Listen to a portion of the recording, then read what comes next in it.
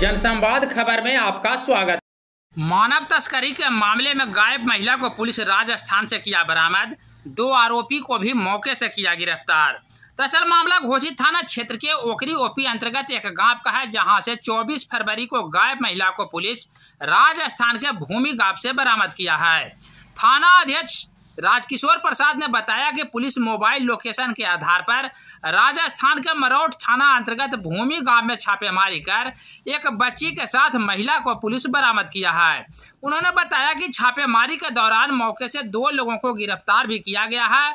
गिरफ्तार ओम प्रकाश एवं लक्ष्मीनिया देवी को पुलिस थाना लाई है और वहीं पीड़िता का पुलिस कोर्ट में बयान कलमबंद करा रही है। बता दें कि महिला 24 फरवरी को घर से निकलने के बाद गायब हो गई थी।